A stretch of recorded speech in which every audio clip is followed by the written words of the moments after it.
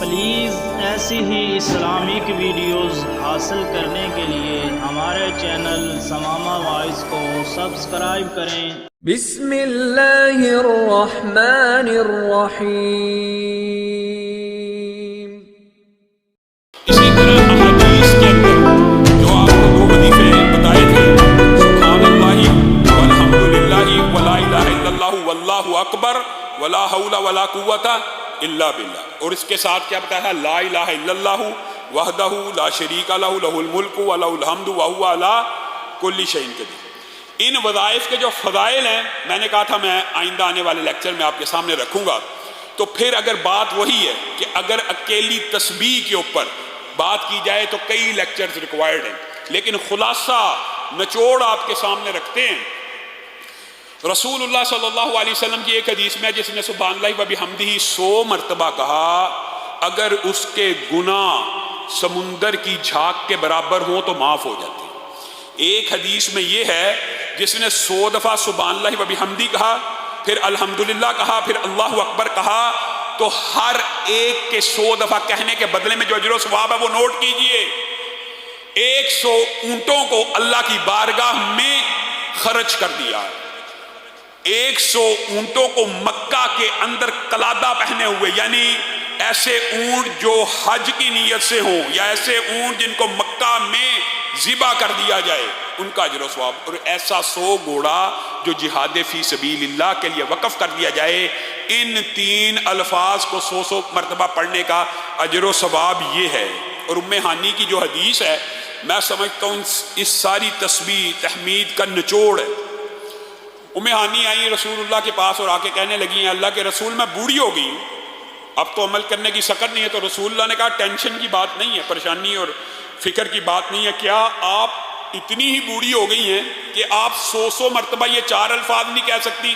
ان میں بھی یہ 4 باتیں شامل ہیں، سبحان اللہ والحمدللہ ولا الہ الا اللہ واللہ اکبر، اس میں لا حول ولا قوت الا باللہ نہیں شامل ام ہانی کی حدیث میں، لیکن یہ 4 باتیں شامل ہیں۔ اور رسول اللہ نے ان 4 کے بارے میں جو اجر بتایا، آپ سن کے حیران رہ جائیں گے ام ہانی کا۔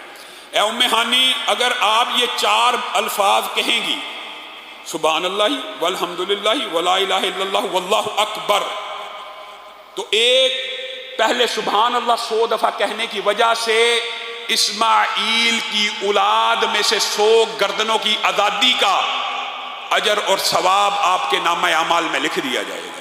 اسماعیل کی اولاد با برکت، حسب نسب میں سب سے اعلیٰ، صرف 100 دفعہ سبحان اللہ کہنے سے اسماعیل کی اولاد کی 100 گردنیں، پھر کہا 100 اونٹ حرج کرنے کا ثواب، پھر کہا 100 گھوڑے حرج کرنے کا ثواب، اور پھر لا الہ الا اللہ کے بارے میں کہا۔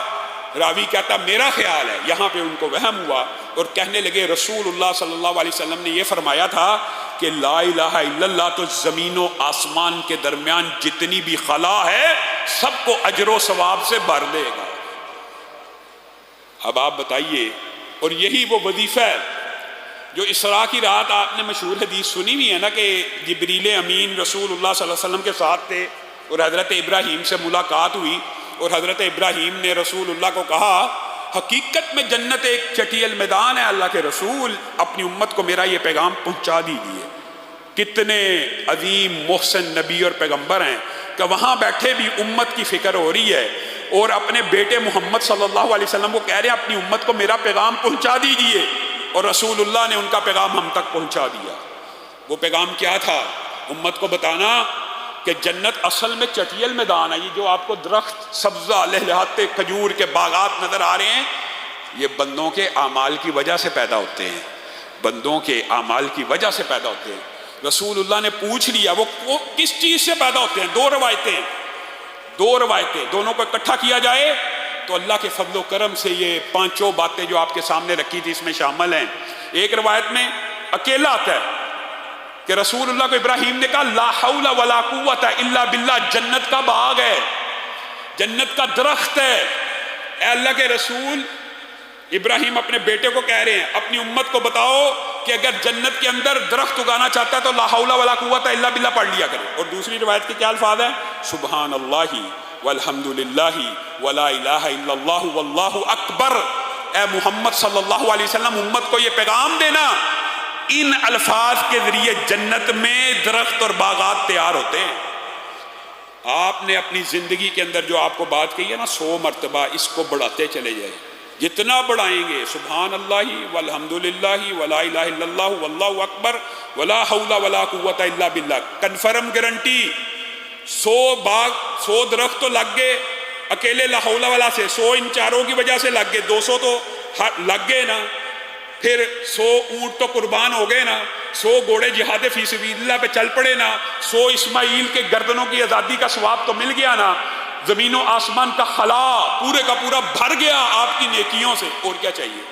اور کیا چاہیے؟ ایک بدو آ گیا رسول اللہ کے پاس۔ بدو آپ کو پتہ دیہاتی ہوتے ہیں اور ان کے مزاج میں بڑا اکھڑ پن ہوتا ہے۔ اللہ کے رسول کو آگے کہنے لگا مجھے یہ بتائیے کون سی چیز ہے جو میرے لیے فائدہ مند ہے؟ تو رسول اللہ صلی اللہ علیہ وسلم نے کہا سبحان اللہ والحمد للہ ولا الہ الا اللہ واللہ اکبر، یہ 4 چیزیں آپ کو بڑا نفع پہنچائیں گی، بڑا فائدہ پہنچائیں گی، برکت پہنچائیں گی۔ وہ بدو پیچھے چلا گیا، تھوڑی دیر بعد پھر آ گیا، کہنے لگا آپ نے مجھے بتا تو دی ہیں باتیں، لیکن یہ ساری تو رب کے لیے ہیں، یہ ساری تو اللہ کے لیے ہیں، میرے لیے اس میں کیا ہے؟ تو رسول اللہ صلی اللہ علیہ وسلم مسکرانا شروع ہو گئے اور کہنے لگے جب تو یہ الفاظ پڑھ لیا کر تو بعد میں کہا کر اللہم اغفر لی، اللہم ارحمنی، اللہم ارزقنی۔ تو اللہ تعالیٰ جب تو سبحان اللہ کہے گا اللہ کہے گا تو نے سچ فرمایا، الحمدللہ کہے گا اللہ کہے گا تو نے سچ فرمایا، لا الہ الا اللہ کہے گا اللہ کہے گا تو نے سچ فرمایا، اللہ اکبر کہے گا اللہ کہے گا تو نے سچ فرمایا۔